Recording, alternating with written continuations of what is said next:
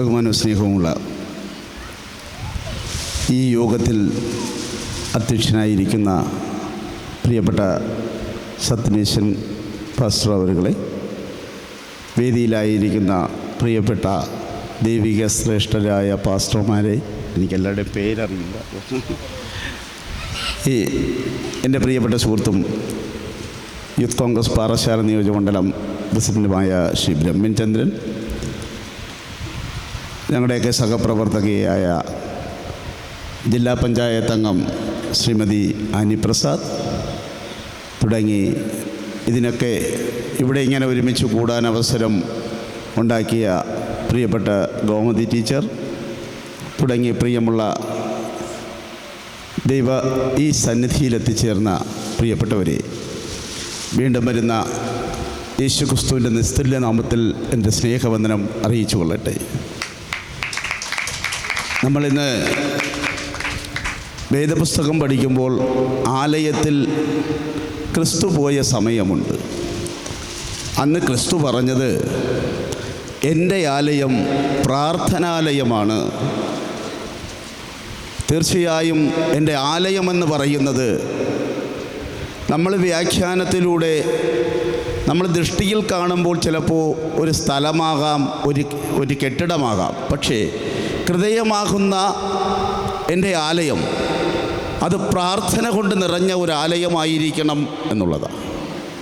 ആ പ്രാർത്ഥനാലയത്തിൽ ക്രിസ്തുവിൻ്റെ സ്തുതികളും നന്മകളും ഒക്കെ പറയുവാൻ, എപ്പോഴും കരഞ്ഞുകൊണ്ടിരിക്കുവാനല്ല, മറിച്ച് നമുക്ക് ചെയ്ത ഉപകാരങ്ങൾ നന്ദിയോടെ ഓർമ്മിക്കുവാനുള്ള ഒരു ഇടമാണ് പ്രാർത്ഥനാലയം.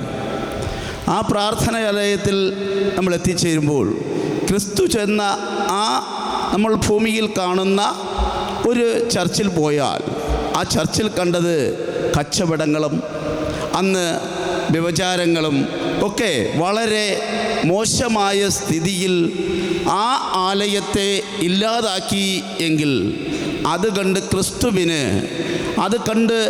ഒരു ക്രിസ്തു സാധാരണ നമ്മൾ നിൽക്കുമ്പോൾ ആരെയും ശാസിക്കാറില്ല. സ്നേഹത്തോടെ അടുത്ത് പിടിച്ചു എങ്കിൽ ഹൃദയമാകുന്ന ആലയത്തിൽ ഇതുപോലെ ശുദ്ധീകരണമില്ലാത്ത മനസ്സുമായി ക്രിസ്തുവിൻ്റെ ആലയത്തിൽ വസിക്കുന്നവരാണ് എന്ന് പറഞ്ഞ് നമ്മൾ ഇറങ്ങി നടക്കുമ്പോൾ തീർച്ചയായും നമ്മൾ പ്രാർത്ഥിക്കുമ്പോൾ ചില കാര്യങ്ങൾ നേടാൻ കഴിയുമെങ്കിലും ക്രിസ്തുവിൻ്റെ ആലയമാണ് നമ്മുടെ ഹൃദയം എന്ന് പറയുവാൻ നമുക്ക് സാധിക്കുകയില്ല.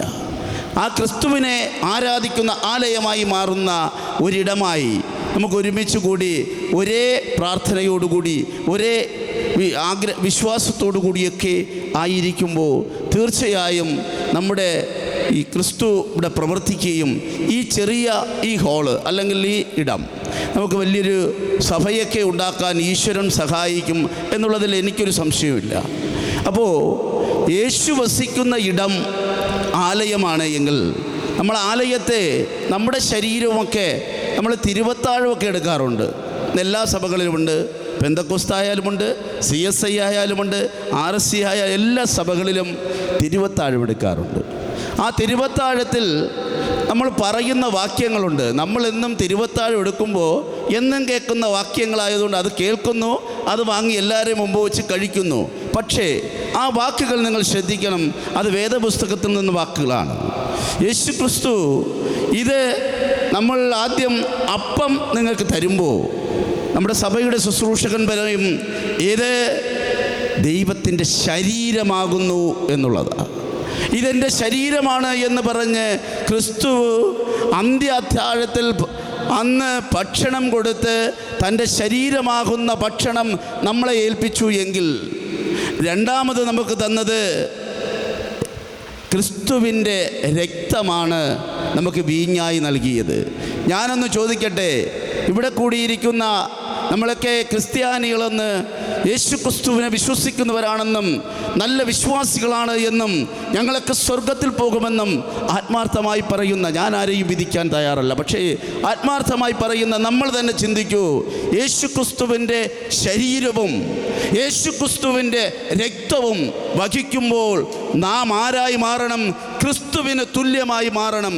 ക്രിസ്തുവിൻ്റെ അനുയായികളായി, ക്രിസ്തുവിൻ്റെ ക്രിസ്തുവിൻ്റെ ഭടന്മാരായി മാറുവാൻ നമുക്ക് കഴിഞ്ഞാൽ മാത്രമേ തീർച്ചയായും ക്രിസ്തുവിൻ്റെ ശരീരവും ക്രിസ്തുവിൻ്റെ രക്തവും ഉള്ള ഒരു മനുഷ്യൻ്റെ ശരീരത്തെ പ്രവർത്തിക്കുന്ന പ്രധാന ഭാഗങ്ങൾ ശരീരവും രക്തവുമാണ്. ഇത് രണ്ടുമായി മാറുമെങ്കിൽ നമ്മൾ ക്രിസ്തുവിന് തുല്യമായി മാറുന്നു എങ്കിൽ നമ്മൾ മറ്റുള്ളവരെ, നമ്മുടെ സഹോദരങ്ങളെ നമുക്ക് തുല്യമായി കാണാൻ കഴിഞ്ഞില്ലെങ്കിൽ, നിൻ്റെ അയൽക്കാരനെ നിന്നെപ്പോലെ തന്നെ മാറി പറയുന്നില്ല, അയൽക്കാരനായി കാണാൻ പറയുന്നില്ല വേദപുസ്തകത്തിൽ പറയുന്നത് നിൻ്റെ അയൽക്കാരനെ നിന്നെപ്പോലെ കരുതണമെന്നാണ്. നമ്മൾ അടുത്തൊരു വീടുമായി ഒരു പകയുണ്ട് എങ്കിൽ, അടുത്തൊരു വ്യക്തിയോട് ദേഷ്യപ്പെടുന്നു എങ്കിൽ, അടുത്തൊരു വ്യക്തിയോട് മിണ്ടാതിരിക്കുന്നു എങ്കിൽ, ഞാൻ കേൾക്കട്ടെ എൻ്റെ പ്രിയപ്പെട്ട വിശ്വാസികളെ, നിങ്ങൾ യേശുക്രിസ്തുവിൻ്റെ സാന്നിധ്യത്തിലാണോ? നിങ്ങൾ രക്തവും വീഞ്ഞും കൊഴിച്ചുകൊണ്ട് യേശുക്രിസ്തുവിൻ്റെ ശരീരവും യേശുക്രിസ്തുവിൻ്റെ ആത്മാവും നിങ്ങളുടെ മനസ്സിലുണ്ട് എന്ന് പറയുവാൻ നിങ്ങൾക്ക് ആർക്കെങ്കിലും കഴിയുമോ? നമ്മൾ വെറും ഭൂമിയിൽ ജീവിച്ചിരിക്കുമ്പോൾ മനുഷ്യ ശരീരങ്ങളായി മാത്രം ജീവിക്കാതെ യേശുവിൻ്റെ സ്ഥാനം അതാണ്. നിങ്ങൾ പറയുന്നത് നിങ്ങളുടെ ഭൂമിയുടെ അറ്റത്തോളം എൻ്റെ സാക്ഷികളാവാനാ. സാക്ഷി പറയുവാനല്ല പറഞ്ഞിരിക്കുന്നത്. സാക്ഷി പറയുന്നത് തെറ്റെന്നല്ല ഞാൻ പറയുന്നത്. സാക്ഷിയാകുകയും സാക്ഷി പറയുകയും തമ്മിൽ വ്യത്യാസമുണ്ട്. നമ്മളൊരു കോടതിയിലൊരു സാക്ഷി പറയുന്ന ഒരാൾ പോകുമ്പോൾ അത് ഇന്ന കേസിലെ സാക്ഷിയാണെന്ന് പറയും. നമ്മൾ സാക്ഷി പറയുമ്പോൾ അയാൾ സാക്ഷി പറയുന്നു എന്ന് പറയും. അപ്പോൾ ക്രിസ്തുവിൻ്റെ സാക്ഷി എന്ന് പറയണമെങ്കിൽ ക്രിസ്തുവിൻ്റെ പ്രവർത്തികൾ ചെയ്യുന്ന ആളുകളെയാണ് ക്രിസ്തുവിൻ്റെ സാക്ഷികൾ എന്ന് പറയുന്നത്. നമുക്കങ്ങനെ ആവാൻ കഴിയുന്നുണ്ടോ? ഭൂമിയുടെ അറ്റത്തോളം സാക്ഷികളാകുവാൻ നമ്മൾ ഒത്തിരി ആളുകളെ നമ്മുടെ സഭകളിൽ നിന്നുള്ളവരും ഒരുപാട് നന്മകൾ ചെയ്യുന്നവരുണ്ട്. മറ്റ് വിഭാഗക്കാർ ഒരുപാട് നന്മകൾ ചെയ്യുന്നവരുണ്ട്. അവരൊക്കെ സാക്ഷികളായി നിൽക്കും. അപ്പോൾ നമ്മൾ ആ നിൽക്കുന്ന സ്ഥലം യേശുക്രിസ്തുവിൻ ദൂതൻ മുൾപ്പടപ്പിൻ്റെ നടുവിൽ നിന്നും, നമ്മൾ പുറപ്പാട് പുസ്തകം 3-ാം അധ്യായം വായിക്കുമ്പോൾ ഇങ്ങനെ പറയുന്നു, മുൾപ്പടപ്പിൻ്റെ നടുവിൽ നിന്നും ആ മുൾപ്പടപ്പ് കത്തിക്കൊണ്ട് നിൽക്കുമ്പോഴും നാം അവിടേക്ക് പോയ മോശയോട് പറയുന്നത്, നീ നിൽക്കുന്ന സ്ഥലം വിശുദ്ധ ഭൂമിയാകുകയാൽ നിൻ്റെ കാലിൽ നിന്നും ചെരുപ്പൂരി കളയുക എന്ന. എൻ്റെ പ്രിയപ്പെട്ടവരെ, ചെരുപ്പൂരുന്ന നിൻ്റെ കാലിലിട്ടിക്കുന്ന ചെരുപ്പല്ല, പിന്നെയോ നീ നിൽക്കുന്ന സ്ഥലം എവിടെയാണെന്ന് നീ ഇതുവരെ മനസ്സിലാക്കിയിട്ടില്ല. മനസ്സിലാക്കുമ്പോൾ നിന്നെ ഉണ്ടാക്കിയ ദൈവം ഭൂമിയിൽ നിന്നും മണ്ണെടുത്ത് നിന്നെ ഉണ്ടാക്കിയെങ്കിൽ ആ മണ്ണുമായി ചേർന്ന് നിൽക്കുവാൻ, ഈശ്വരൻ നിന്നെ ഉണ്ടാക്കിയെങ്കിൽ ആ ഈശ്വരനോടൊപ്പം ചേർന്ന് നിൽക്കുവാൻ നീ പലപ്പോഴും മടിക്കുന്നു എങ്കിൽ തീർച്ചയായും നിങ്ങൾ വിശ്വാസികളാണോ? നീ നിൽക്കുന്ന സ്ഥലം എവിടെയാണെന്ന് മനസ്സിലാക്കുവാനുള്ള കഴിവ് ഈ സഭാഹാളിൽ നിന്നും, ഞാൻ ഇനി ഒരു ദീർഘമായി പറയുന്നില്ല, എൻ്റെ പ്രിയപ്പെട്ട ഒട്ടനവധി ആളുകൾ സംസാരിക്കാനുണ്ട്. വളരെ മനോഹരമായി പ്രസംഗിക്കുന്ന നമ്മുടെ ജില്ലാ പഞ്ചായത്ത് അംഗം ശ്രീ ആനി പ്രസാദ് അടക്കം ഇവിടെ ഇരിക്കുന്നു. അപ്പോൾ ആ സഭാവിശ്വാസങ്ങളിൽ ഈശ്വരൻ്റെ നമ്മുടെ ഈ ആലയം, ഇവിടെ ഇന്ന് തുടങ്ങുന്ന ഈ ആലയത്തിൽ ക്രിസ്തുദേവനെ ഉൾക്കൊണ്ടുകൊണ്ട്, ക്രിസ്തുവിൻ്റെ രക്തവും ക്രിസ്തുവിൻ്റെ ശരീരവും വഹിച്ചുകൊണ്ട് ക്രിസ്തുവിൻ്റെ പ്രവൃത്തി ചെയ്യാൻ കഴിഞ്ഞില്ല എങ്കിൽ നിങ്ങൾ ക്രിസ്തുവിൻ്റെ സാക്ഷികളല്ല, ക്രിസ്തുവിനെ അപമാനിക്കുന്നവരാണ്, യൂദാസുകളാണെന്ന് പറയേണ്ടി വരുന്നു എന്നുള്ളതാണ്. യേശുക്രിസ്തുവിനെ അനുസരിക്കുക, യേശുക്രിസ്തുവിൻ്റെ പ്രവൃത്തികൾക്ക് നിങ്ങൾ ചെയ്യാൻ കഴിഞ്ഞാൽ ഇവിടെ നിന്നും നിങ്ങൾ ഈ സഭയിൽ നിന്നും സാക്ഷികളായി മാറും. ഈ പ്രദേശത്ത്, ഈ സഭാഹാൾ ഈ നാടിന് നന്മ പകരുന്ന, ഈ നാടിന് ഐശ്വര്യം പകരുന്ന, ഈ നാടിന് എല്ലാ അനുഗ്രഹങ്ങളും ഉണ്ടാകുന്ന, അനുഗ്രഹങ്ങളുടെ ഉത്പാദനം ഉണ്ടാകുന്ന പ്രദേശമായി ഈ സഭാഹാൾ മാറട്ടെ എന്ന് ആശംസിച്ചുകൊണ്ട് എല്ലാവിധ ഭാവുക്കളും നേർന്നുകൊണ്ട് നിർത്തുന്നു. ദൈവം നിങ്ങളെ ഏവരെയും അനുഗ്രഹിക്കുമാറാകട്ടെ. ആമേൻ.